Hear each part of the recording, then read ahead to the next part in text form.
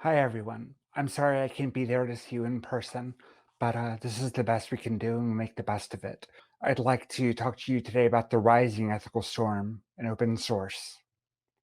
For those of you who don't know me, my name is Coraline, and I'm a big-time troublemaker. I fought for codes of conduct at tech conferences in the early 2010s. I created Contributor Covenant, the first and most popular code of conduct in the world for open source communities in 2014. In 2016, I was honored with the Ruby Hero Award. I spoke at the United Nations Forum on Business and Human Rights, on human rights abuses by tech companies. I authored the Hippocratic License, an ethical open source license based on the Universal Declaration of Human Rights in 2019.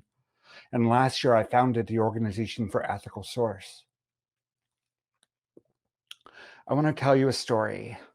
In the 1960s, amidst growing tensions between the US and the Soviet Union, a computer scientist published a short piece that he called The Parable of the Locksmith, and this is my retelling.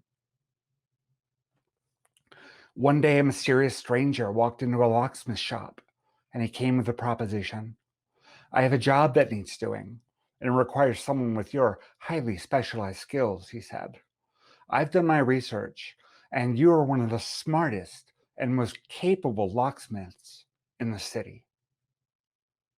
The locksmith felt very flattered and more than a little intrigued. The man continued, I want to hire you to open a certain safe. Never mind whose safe it is. That's none of your concern. Just do the job I hire you to do, and I will make you rich beyond your wildest dreams.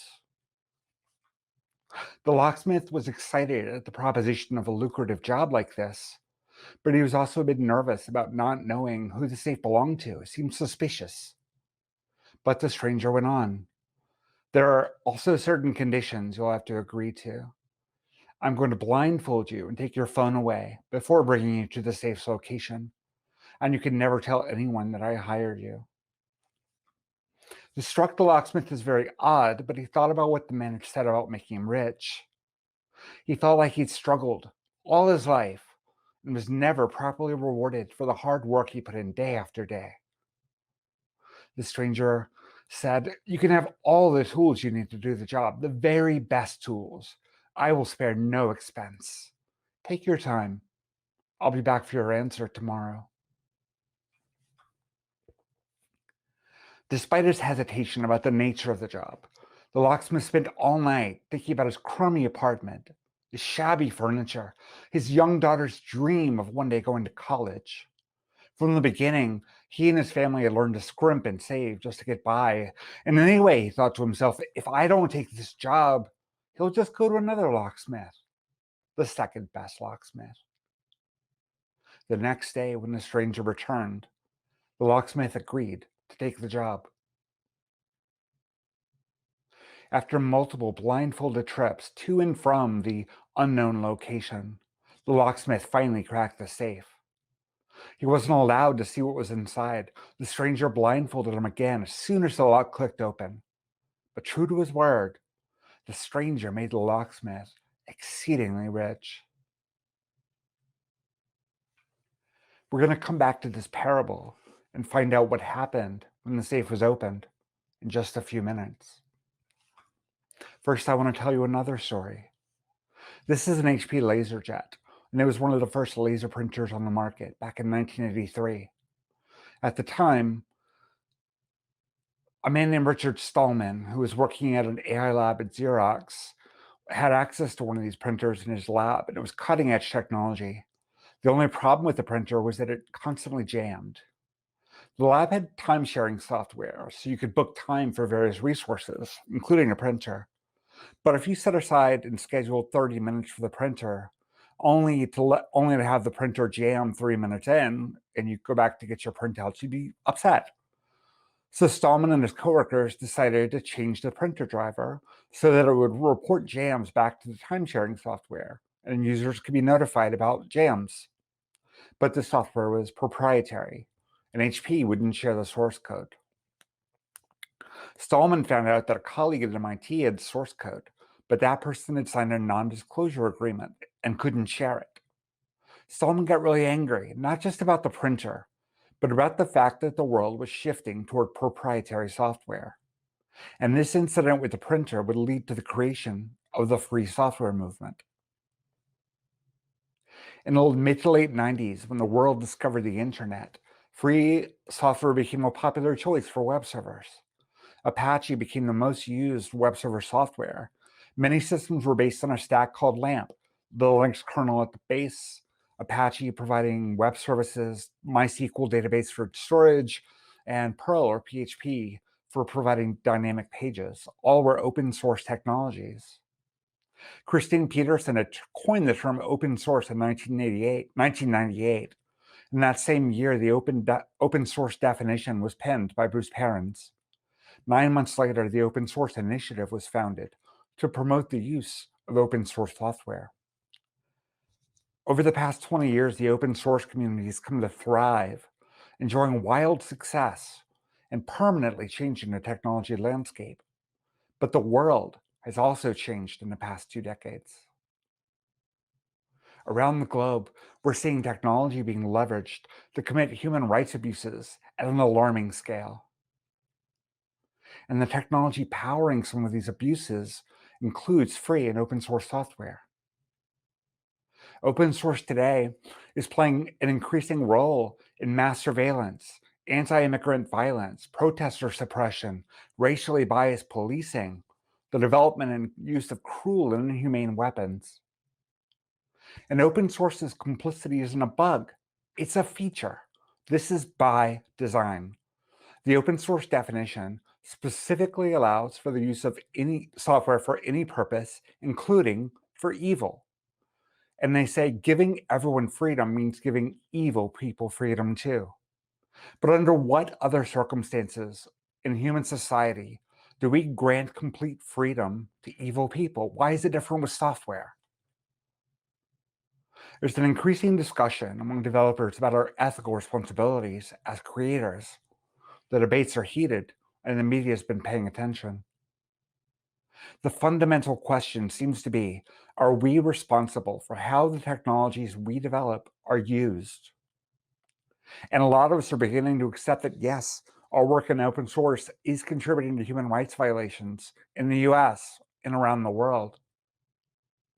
We're horrified by what's happening, and we're horrified at the thought that we may be contributing to it. We feel powerless. We want to find some way to do the right thing. The conversation about ethics in technology and computer science is not new. It's been going on in our field since before there was any such thing as software. I want to introduce you to a man named Edmund Berkeley. He was one of the most important pioneers of ethics in computer science in the 20th century. Yet almost no one knows who he is.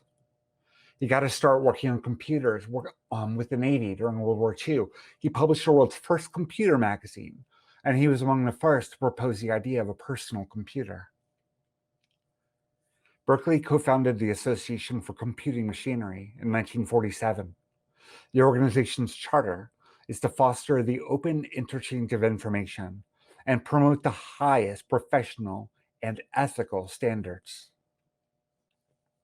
Berkeley sat on the Committee on the Social Responsibility of Computer Scientists, which published an historic and foundational report in 1958 on the ethical obligations of technologists. And the findings of the report boil down into 4 simple statements.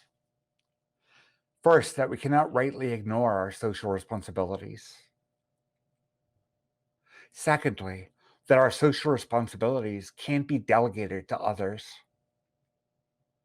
Third, that we cannot rightly neglect to think about how our special role can benefit or harm society. In other words, we have to consider how our special capacities can help to advance socially desirable applications and prevent undesirable outcomes. And finally, we cannot avoid deciding between conflicting responsibilities. We must think how to choose. The report went on to say that when one reflects upon the great forces that we computer people are associated with, it is no longer difficult to grasp and perhaps to accept our heavier than average share of responsibility. The committee believed that given the power and potential of computers, ethical considerations were paramount. The study concluded the scientist's credo, knowledge for knowledge's sake, easily comes into conflict with our ethical responsibilities.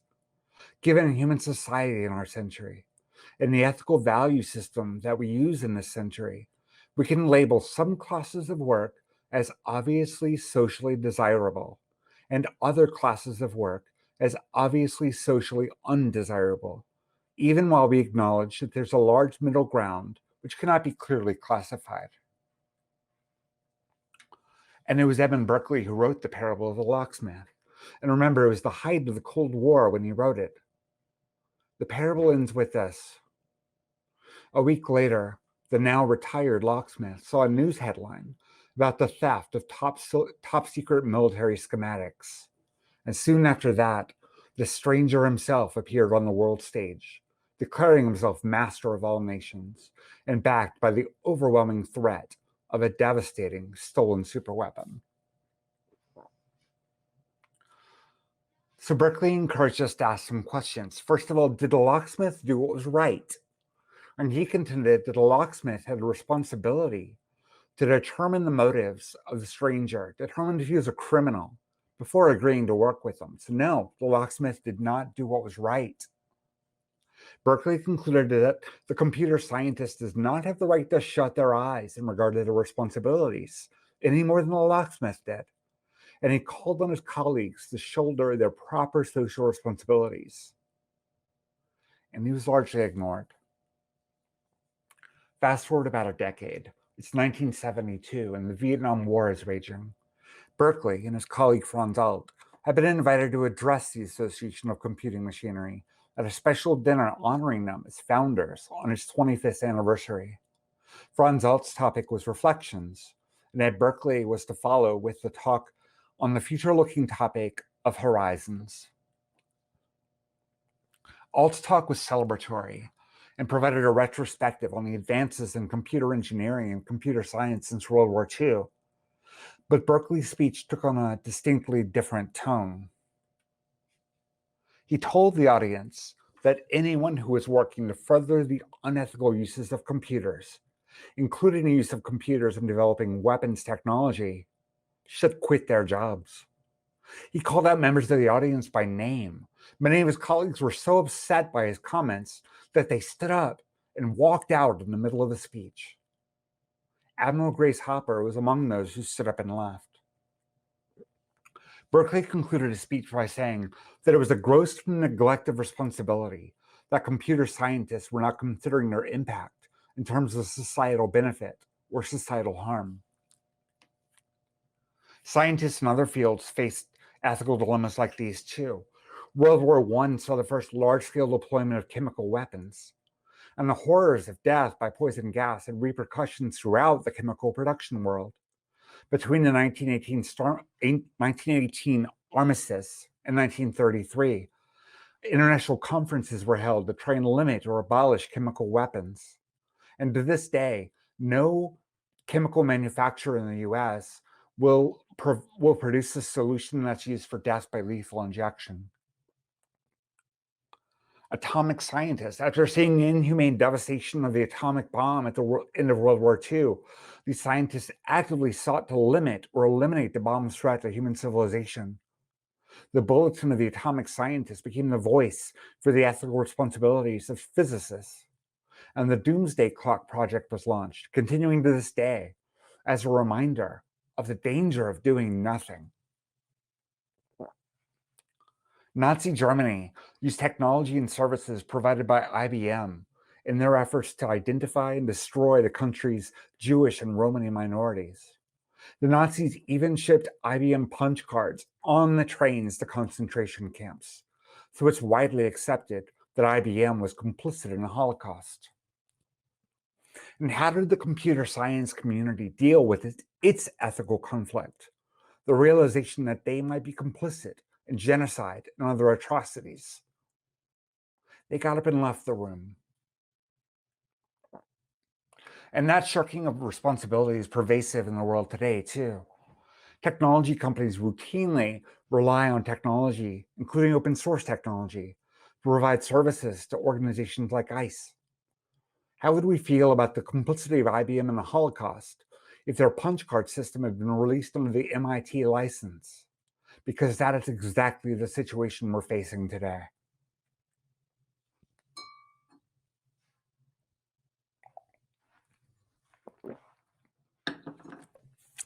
In 1998, when the open source definition was penned, the greatest evil conceivable by technologists was the market domination of the Microsoft operating system in its Internet Explorer browser. The founding thinkers responsible for free and open software clearly understood the impact of technology on society, but rather than using an ethical framing, they choose to focus on technology in intellectual property terms and centered on the idea of software freedom. In 2021, we face threats much greater than the market domination of a web browser. We're in an age where corporations and governments are carrying out programs of mass surveillance, suppressing legitimate political protest, and perpetrating state-sanctioned violence and even genocide. In the US, the Immigration and Customs Enforcement Agency, ICE, has been separating children from their parents at our border for years, even before Trump, and putting immigrants and asylum seekers in cages without reliable legal assistance or due process, let alone medical care. An estimated 40,000 people are currently in ICE custody, and there have been hundreds of documented deaths in these concentration camps, most of them due to gross neglect.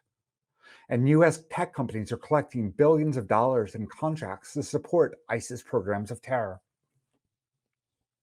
So what does that have to do with open source? Well, let's take a well-known example, Palantir Technologies, which is a software company co-founded by top Trump advisor Peter Thiel, collects tens of millions of dollars from ICE every year. Palantir has over 200 projects hosted on GitHub, and these projects in turn rely on thousands of open source projects.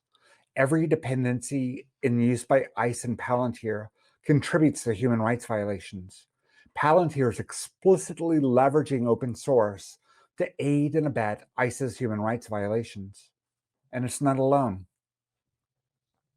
The technology historian Melvin Kranzberg famously wrote in the first of his 6 laws of technology, technology is neither good nor bad, nor is it neutral. And Professor Leela Green, in her important book, Framing Technology, Society, Choice, and Change, wrote that when technology was perceived as being outside society, it made sense to talk about it as neutral. But the idea fails to take into account that culture is not fixed and society is dynamic. When technology is implicated in social processes, there's nothing neutral about it. In 1999, UN Secretary General Kofi Annan announced the United Nations Global Compact. It's a pact to encourage businesses worldwide to adopt sustainable and socially responsible policies. It's the world's largest corporate responsibility initiative and has over 13,000 participants and stakeholders in 170 countries. Its very first section deals with human rights and states that businesses should support and respect the protection of internationally proclaimed human rights, and that businesses must make sure that they are not complicit in human rights abuses. Complicity is defined in 2 different contexts. The first is providing goods or services that a company knows will be used to carry out human rights abuses. And the second is when a company benefits from human rights abuses, even if it didn't positively assist or cause them. Many large tech companies have been profiting happily from human rights abuses for years. And I've been calling for those who have the safety and privilege to do so to accept their ethical responsibilities and either organize for change in these companies or, as Berkeley said, quit their jobs. This includes tech workers at Amazon, at Microsoft, at GitHub, at Salesforce, at Cisco, and at many other companies. Technology companies like these all profit from human rights abuses, And according to the UN definition, these companies are complicit. And they're using our software. Are we going to get up and leave the room again? Or are we going to accept our ethical responsibility for how our work is being used?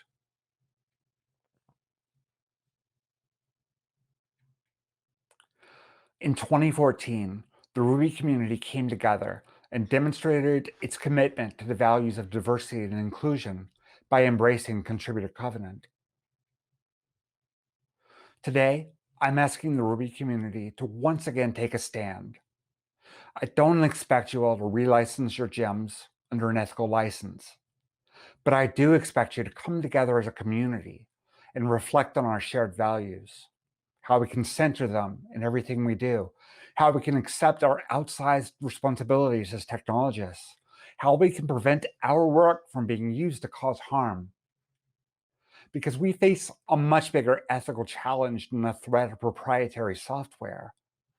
Stallman wanted a printer driver. We want to keep our work from being used by fascists. That's what this revolution is about. And it's my hope that just like we did 7 years ago, the Ruby community will stand up and lead the way. It's time for us to go beyond nice. Frankly, I'm sick of nice. Nice is meaningless if we're not just. Nice is meaningless if we're not equitable. We can't keep using nice as a shield that we hide behind, ignoring our impact. I founded the Ethical Source Movement to empower us to take responsibility for this impact, to find ways to promote justice and equity in our work, to ensure that our work is being used for social good, to prevent the harm caused by pretending that technology is neutral. And I hope you'll join me. Thank you for listening.